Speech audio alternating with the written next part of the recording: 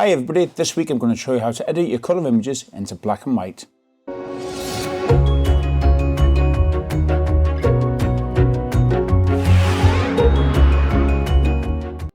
Hi there, my name is Brendan Diver and each week I'll be giving you 3 videos on all things photography related. If you'd like to give this video a like, subscribe to my channel and click on the bell notification icon, you won't miss any videos in the future. So, this week I'm going to show you how to turn your colour images into black and white using Adobe Lightroom. So for this image here that I've got up on the screen here of kind of rocks near the seashore where I live, there's several different ways that we can actually turn your colour images into black and white. So I'm going to show you 2 different methods here today. Now what I'm going to do is I'm going to take my mouse over to the right hand side on this kind of a panel here with all the different tools and options available. And just up here on the right hand side you'll see 4 little squares that we're going to click on. So I'm just going to click on this. And what it's going to do is it's going to give us a black and white option or color options. We're going to click on black and white. And it's going to give us all different types of templates or presets that we can actually choose from. Now, if I take my mouse away into this blank spot down here, you'll see it gives you the color version. And as we go through all these different options, it gives you all different variations on black and white. So I think the one that I'm going to pick today is, I think I'm going to go for this option here, option 2, black and white 02. So I'm going to click on this. Now what we can do is, if I take my mouse up to the top here, there's an option that says amount, and it goes from 0 to 100%. Now I'm just going to show you what happens if I take the slider well over to the left hand side. It'll darken the picture. If I bring it way on over to the right hand side, it'll make it a lot more exposed and less detail in the highlights, so to speak. So I'm just going to bring it back somewhere kind of round about to the middle there, like that. That kind of looks good. Now, the next thing I'm going to do is I'm going to click on this button up here where it says close. And we're just going to work through these different options that we have here. So I think what I'm going to do is, the first option we're going to look at is the contrast slider. So if I bring the slider all the way to the left, it's not as contrasting the image, and if I go way over to the right hand side, it makes it very punchy. So I think I'm going to bring it somewhere on this particular image to, I think about 7 there. I think that kind of looks good. What we're going to do then next is I'm going to go down here to where the blacks are. And if I bring this slider for the blacks all the way over to the left, you see all the parts of the rocks have gone blue. Now, what this actually means is this is going to show you what parts of your image are 100% black. Now just bear in mind, any black and white image must have 2 features. It must have one part that is 100% black and one part that must be 100% white. If it doesn't have these 2 features, it's not a true black and white image. Now to switch this feature on or off, if I bring my mouse over to the right hand side, there's a little button up here in the top. I can switch this on and off. So I always keep this on so I can see exactly how much of the image is in blue, which will represent the black areas. Now, in this case, it's just too much black. So I'm going to bring this black slider button on over to the right hand side. So we just get part of the image shown in black here. See on the right hand side where it's all highlighted in blue. Now I think the next thing that we can do here is we can go down to this clarity button. And again, if I bring this over to the left, it makes it a lot more softer, maybe more dreamlike, but that wouldn't be a look I would like too much for this particular image because I think we've lost a lot of detail. If I go all the way over to the right hand side, I just think it's too much as well. So somewhere we can get kind of a balance just in between here. I think at about 17 maybe, bring back maybe to about 5, I think kind of looks good there. Now what we can also do is we can go down here, and now this is actually a JPEG image already, so it's already been edited. But what you could do is, if you can bring up the sharpening on this more if you want to. So I'm just going to exaggerate this here, and you see as I bring the slider on way over to the right hand side, see the window here, you can see there's a lot more grain if you like. And you can see it on the rocks, it's very sharp. I just think it's over sharpened. So if I bring it by the same token all the way on over, you see here in this image on the right hand side, a little preview window, it's going a lot more softer. There's no sharpness in the image. So again, I'm just going to bring it maybe to say about 30. I think that kind of looks good there. And that is one of the ways that we can actually convert an image into black and white from color. So the before image, you see here in color, and now the black and white image. And that's a nice, simple, easy, straightforward method of creating a black and white image. Now, I'm going to go down to our next image here that I'm going to work with. And it's an old ruins of a castle that's fairly close by to where I live. So I think on this image here, what I'm going to do is I'm just going to do some basic editing to this color version before we convert it to black and white. So what we're going to do is, you'll see here when I click on this image, this kind of red shown here in the sky. Now, do you remember I showed you in the previous image, wherever the image is is blue, that's showing you where the black parts of the image are. If it goes red, it means that part of that image is blown out and there's no detail. Now, the way you can actually switch this option on and off is if we bring the mouse on over to the right hand side, go up to the top right hand side here, and we can hide and display the highlight clipping. So if I switch it off, you can't see where it's overexposed. Put it back on again, we can do now. So what I want to do first of all is I want to bring down the overexposed part of this image slightly, so we're going to get rid of this red part. So bring my mouse over to the right hand side, go to the highlight slider button. Now I'm just going to over exaggerate this and bring it over to the right hand side. You'll see now there's a lot more detail lost in this image.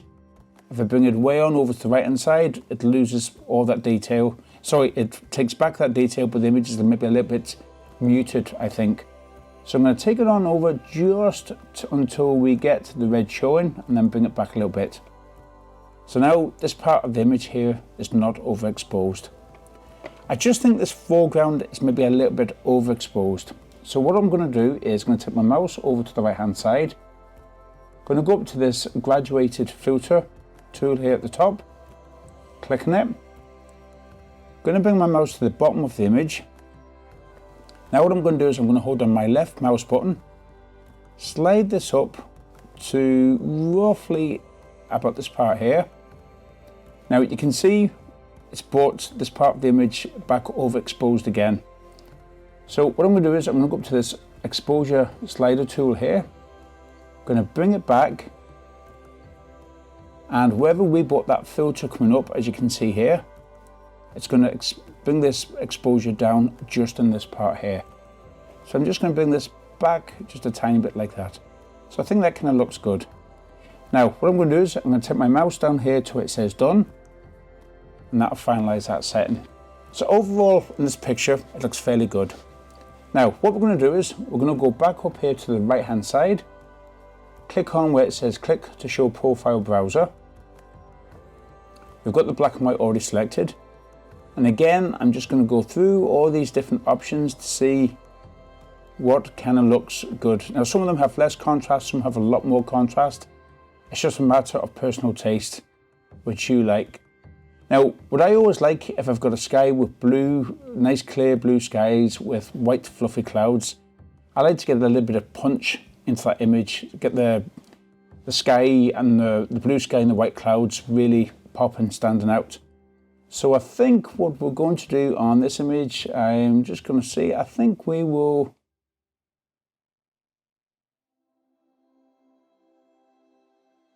actually go for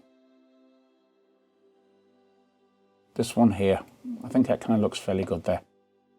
Now, we have a slider button here again at the top where it goes from 0 to 100%.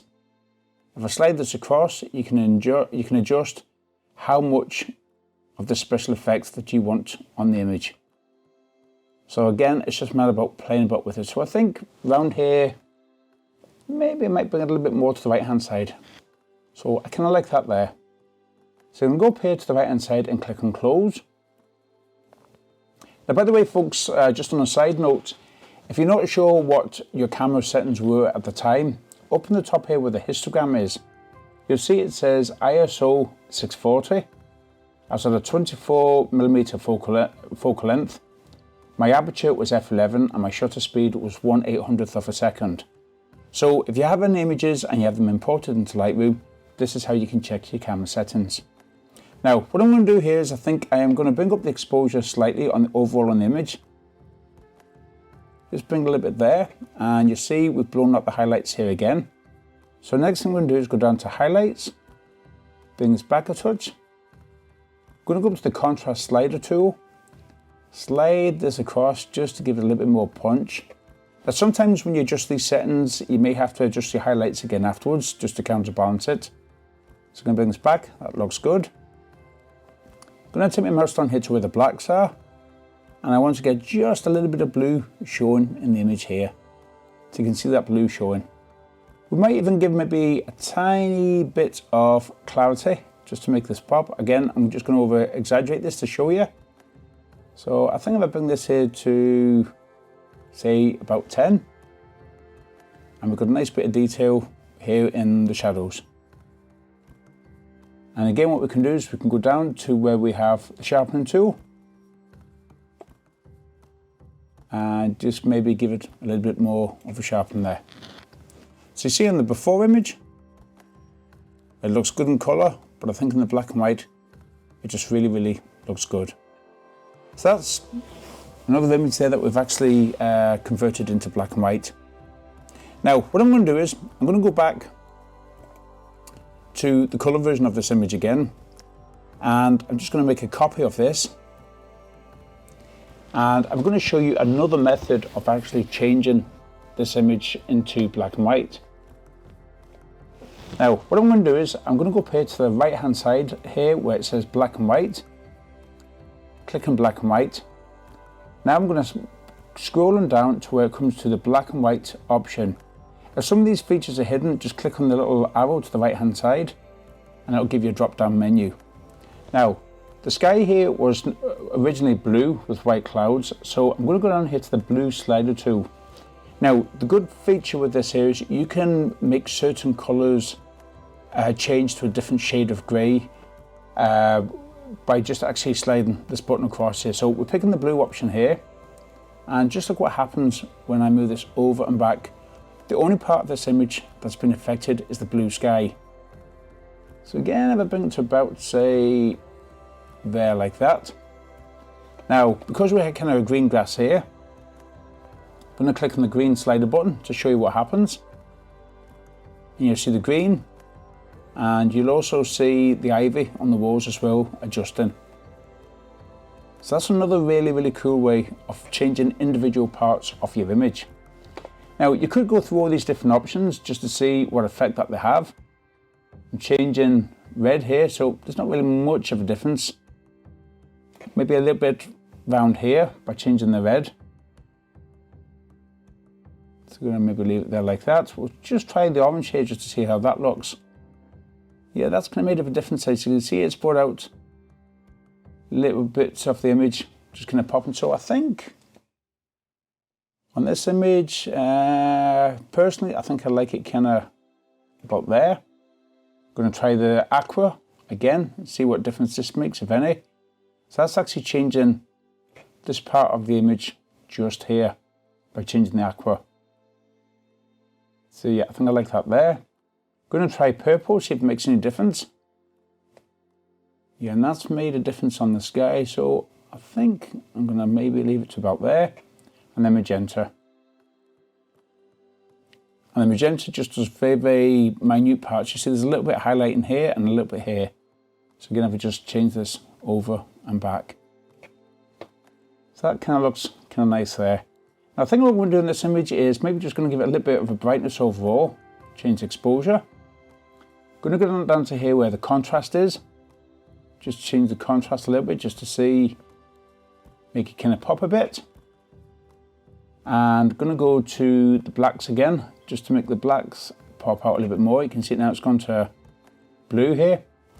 Now, I just think in this image, I'm going to change the crop in this. I just think it's a little bit too much here in the bottom showing. So if I bring my mouse up here to the right hand side and click on the crop overlay button, I can now take my mouse to the bottom and I can actually crop this to a different size. Now, this is going to keep the ratio of the original image when I crop in. It's going to come in from the sides as well. But I think for this particular image, I only want to take the bottom part of the image away. So if I take my mouse over to the right hand side, see where here it says original. If I click on the padlock, and just click on it, it'll actually open. So now I can do a custom crop. And I think I'm going to take it this way here now.